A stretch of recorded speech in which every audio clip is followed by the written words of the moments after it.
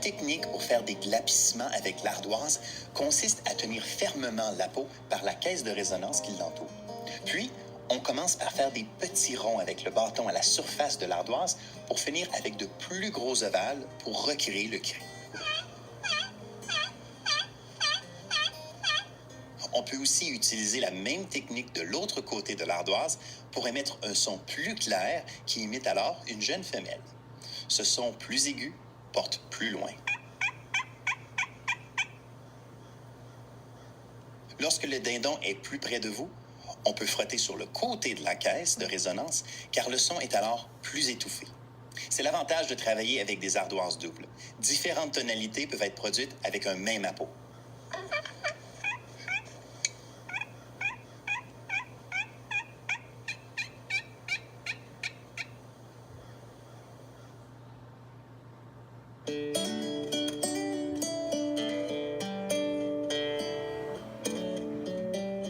Il est bon de varier les glapissements produits par la boîte à coulisses en changeant le rythme, la vitesse et la longueur du mouvement du piston.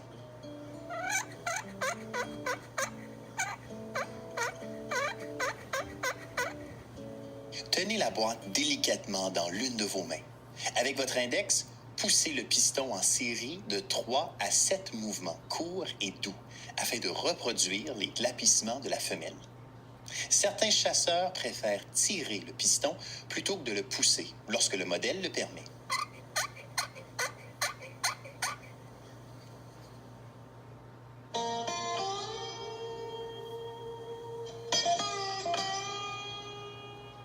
Pour faire un glapissement avec le diaphragme, il s'agit de placer la mâchoire vers l'arrière et de faire des yap yap yap ou des chip chip chip avec la bouche, sans pour autant souffler fort.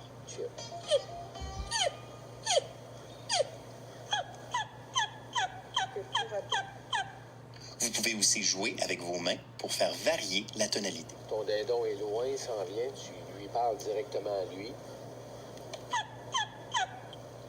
Il s'en vient, tu veux qu'il passe en avant de toi, tu diriges le son vers en arrière de toi.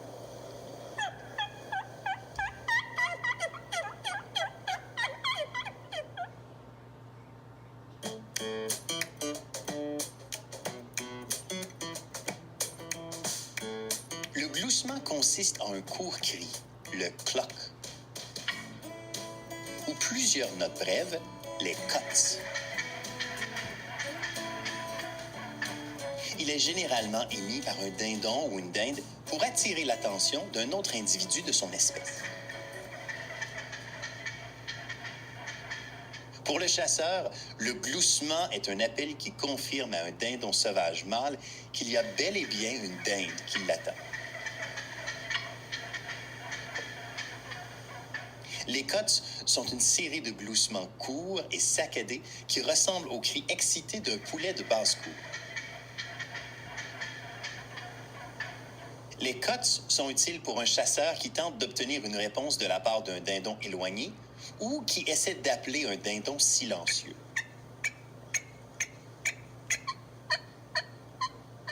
Avant d'utiliser ce cri, un chasseur doit bien maîtriser la technique, car il ne faut surtout pas qu'il ressemble au pot d'alarme.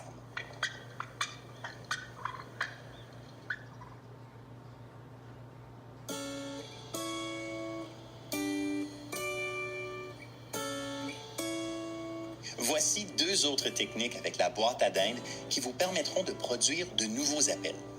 Le gloussement consiste à faire de très courts frottements avec plus de pression. Pour produire ce cloc, effectuez un court mouvement ascendant en frottant le couvercle contre les rebords. Essayez de donner un petit coup dans votre mouvement. Ce gloussement peut être utilisé seul ou bien débuter ou terminer une série de yelps. Les cuts, quant à eux, sont une série rapprochée de clocks. On peut produire ce cri en plaçant son pouce sur le côté de la boîte et s'en servir comme un ressort pour repousser le couvercle en donnant des petits coups. On produira alors des cuts. Ce son imite une femelle qui est excitée.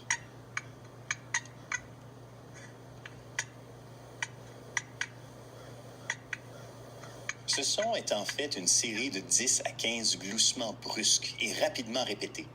L'imitation de ce cri est utilisée principalement pour localiser les dindons mâles et non pas pour les attirer vers soi, quoiqu'il puisse être utilisé en dernier recours pour convaincre un dindon mâle farouche de venir à sa portée.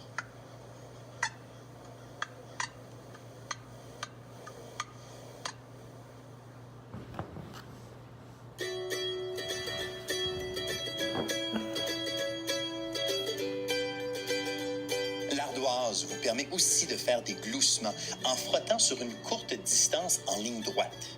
Appliquez une pression supplémentaire sur la baguette à l'aide de votre index. Abaissez la baguette et tirez-la vers vous. Elle doit sautiller brusquement, mais ne doit pas quitter la surface du plateau.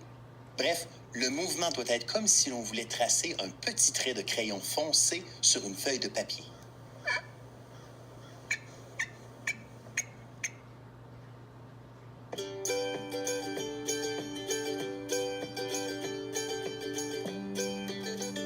On peut aussi faire des gloussements avec la boîte à coulisses. On n'a alors qu'à donner une légère pression sur le côté de la tige pour créer plus de friction.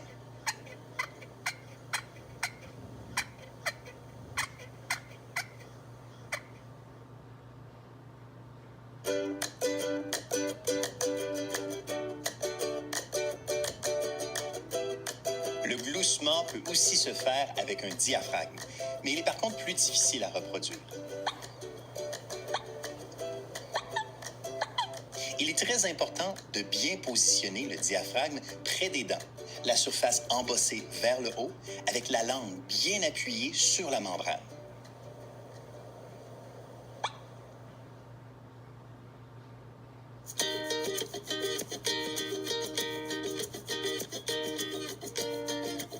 Le ronronnement, ou le purr, est un cri chevrotant, de faible volume et de tonalité aiguë, et indique un oiseau satisfait.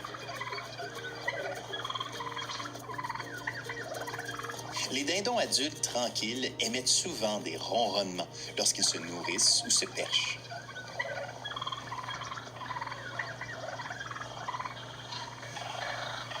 Si l'intensité du ronronnement augmente jusqu'à un puissant purr, cela indique une légère alarme et peut être suivi d'un pot d'alarme si un danger est effectivement détecté. Aussi, les mâles qui se battent ronronnent agressivement.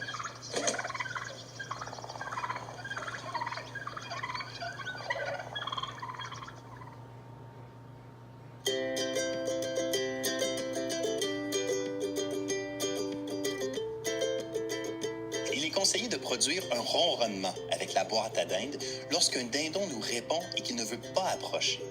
Il faut alors simplement étirer le son en frottant plus longuement sur la boîte.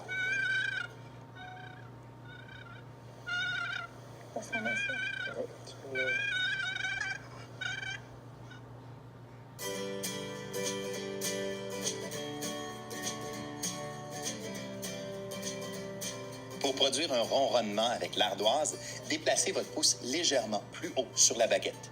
Appliquez une pression modérée et traînez lentement la baguette vers vous. La baguette devrait sautiller légèrement sur la surface du plateau.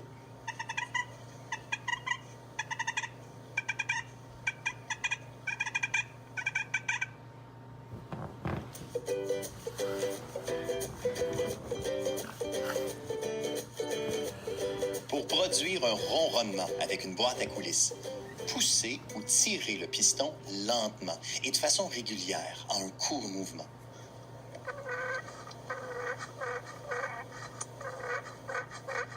Ceci amènera la planche à frottement à sautiller sur la cheville et à créer ainsi une vibration saccadée.